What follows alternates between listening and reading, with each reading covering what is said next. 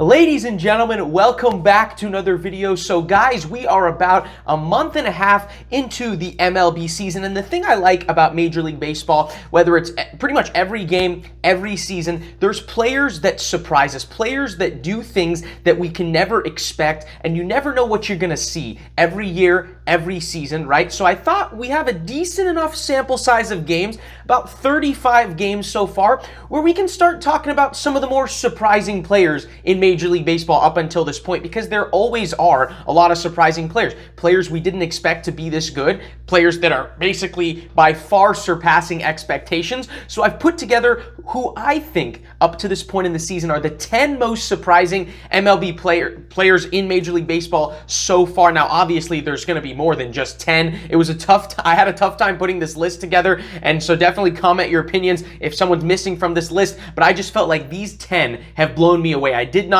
expect in my wildest dreams any of these players to play this well. So we're going to get into the 10 that I believe are deserving of this list. We're going to start off with maybe the most popular surprising player this year, and that is Nestor Cortez. Now, most baseball fans know that Nestor Cortez has been a big reason why the Yankees have the best record in Major League Baseball. First of all, an incredible mustache, right? Funny guy, and he's so unique because he has all these different pitching deliveries. He's all about timing. Pitching is all about timing, and you don't have to have the fastest pitch. You just have to throw off hitters' timing, and that's all it takes sometimes. And Nestor Cortez was kind of a reliever in the beginning of his career, and then even last year, he was good last year, but he was kind of a semi-reliever, semi-starter. But what he's done this year has not only been a starter, but he's been a workhorse starter. He went 8 innings his last start, then 7 1/3 the start before that. 40 innings pitched, great strikeout rate, 49 strikeouts, a 1.35 ERA, and a .85 whip. He's been the best pitcher for the Yankees,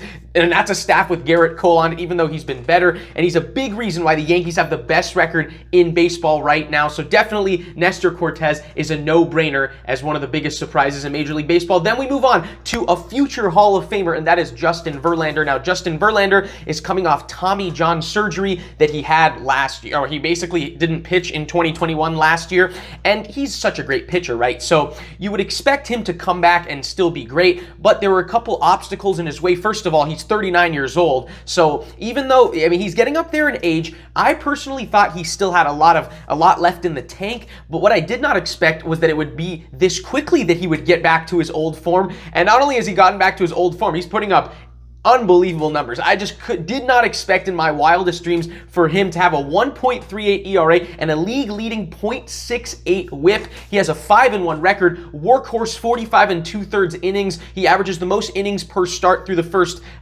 through the beginning of this season in 7 starts. The strikeout rate's a little bit lower than his career average, but you know what? If you want to get deep into games, you sometimes have to pitch to contact. Forget about the strikeout rate. The production's there, and I think it's going to last most of the year. I think he's just a phenomenal pitcher and an ageless wonder. He's like a fine wine, as my boy Giraffe Neck Mark says. Shout out to him, one of my favorite baseball YouTubers. Then we move on to maybe the most surprising hitter, I believe, this year, and that's Taylor Ward for the Angels. Now, obviously, the Angels, there's a lot of pressure on them to do well because you have Mike Trout, you have Ohtani, 2 of the best players in the game, and we knew they would produce for the offense. But if the Angels wanted to make the playoffs and wanted to have a shot at winning the division, which they are currently winning, the elephant in the room was for them to actually pitch well, which they have not done in years past. But also their lineup, they needed some depth from their hitting, and we hoped to get it from Rendon.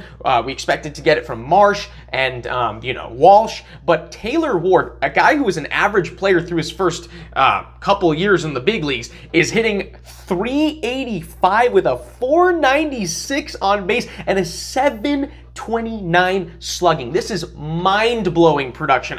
And 25 runs, 8 homers, 22 RBIs. The counting stats are incredible. In 27 games, he's put up those numbers. I mean, it's just ridiculous. He's an MVP candidate right now. I did not expect Taylor Ward to be the Angels' best hitter through through the first month and a half of the season, albeit Mike Trout and Ohtani and a lot of their other hitters are hitting very well, and the team's playing very well. They're winning their division, and Taylor Ward is a big reason why. Then we move on to our fourth player, and that is Owen Miller of the Cleveland Guardians. Now, he came in the Mike Clevenger trade from the Padres, but he was kind of an afterthought, and the Guardians, they had a really, really bad offense last year. Their pitching was really good, but the reason why they weren't a playoff team last year, I think, is because they had one of the worst offenses. It was basically just Jose Ramirez and a bunch of nothing else.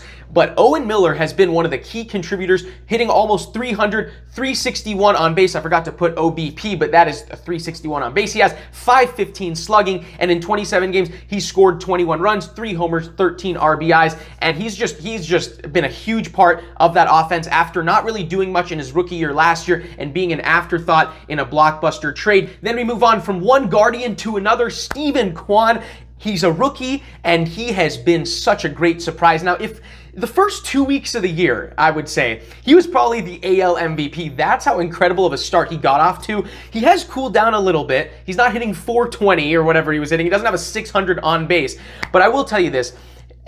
He's quickly become one of my favorite players because despite being a rookie, he's one of the more disciplined hitters in Major League Baseball. He has a 281 batting average, 377 on base, which is great, but he has something that's very rare in today's baseball, and that is 14 walks and 10 Ks, more walks than strikeouts, which is incredible and very admirable. Whenever someone has that, I just got to give a lot of credit to them because they are a very, very disciplined hitter. The counting stats are solid. They're not quite there yet. He's not slugging big time, only has 1 homer, has scored 19 runs, but here's the big key. Highest contact rate in Major League Baseball, and this is such a rare combination. Usually the guys who put the ball in play the most don't walk that much, they swing a lot, and usually the guys who walk a lot will have their fair share of strikeouts because they do take a lot of pitches, but Steven Kwan, as a rookie, is a rare combination of both. He puts the ball in play and walks, so disciplined, he barely strikes out, and that's why I think he'll sustain it, and he has a shot to be the AL Rookie of the Year. That's how surprising he's been.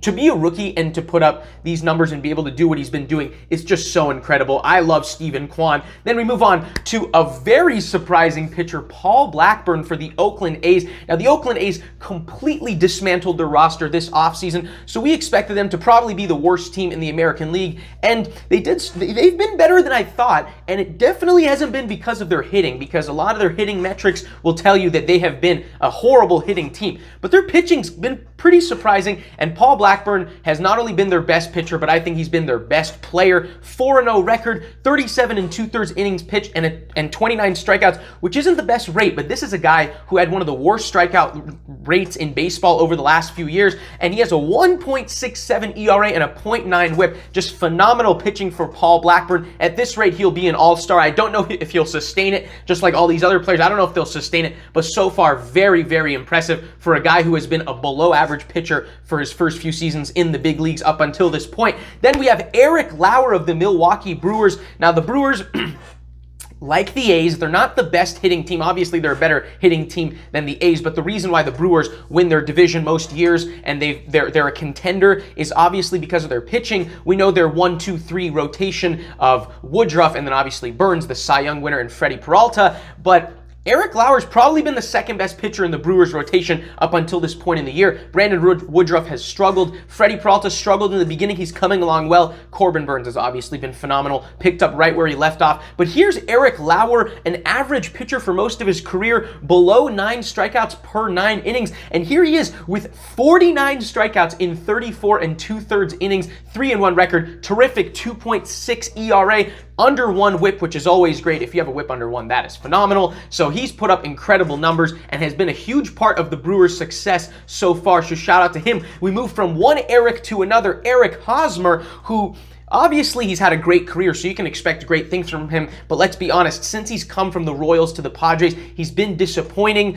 The power's been down. He's hitting for a worse average, getting on base at a lower rate, and here he is in his 5th season with the Padres, and we know about the offseason turmoil about the Padres possibly wanting to move on from him. They've been disappointed in him, so there was a lot of reason for him not to be good this year, but he's 2nd in Major League Baseball and for qualified hitters in batting average, hitting .350, which is unbelievable, only 2nd to his own teammate Manny Machado, and he has a .412 on base, .512 slugging, great triple slash, 15 runs, 4 homers, and 24 RBIs in 33 games played. So Eric Hosmer's been a big reason why the Padres are tied with the Dodgers for first place in the NL West. He's had a great season despite all the whispers off the field, all the potential turmoil. Then we move on to Miles Michaelis. I'll just give you guys a second to admire that mustache. You think Nestor Cortez has a mustache? Look at that bush above his mouth.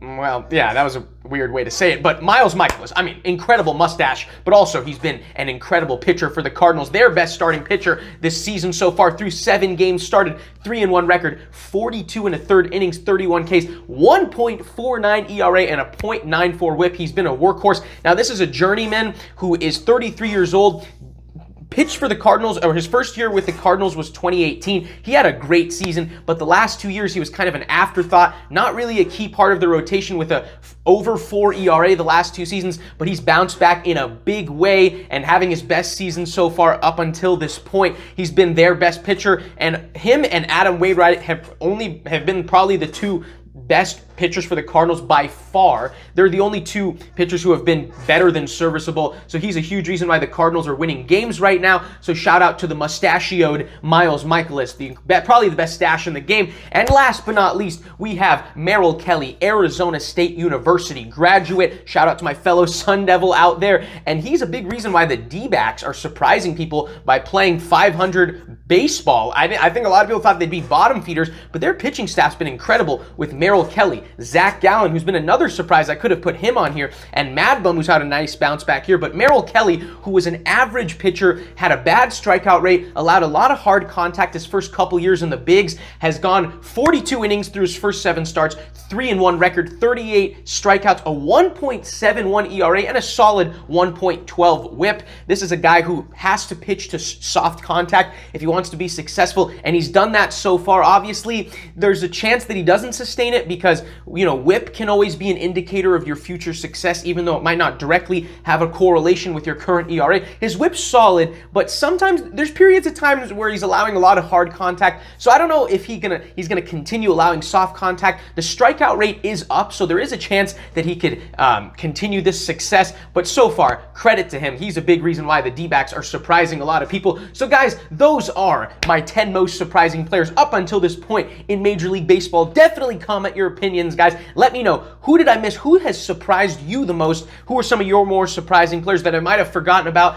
Like the video if you enjoyed the video. Subscribe if you're a baseball fan, you're a sports fan. I think you might like the content on this channel, so consider subbing. That would be much appreciated. And guys, hope you guys have a great rest of your day, and I'll see you guys in the next video.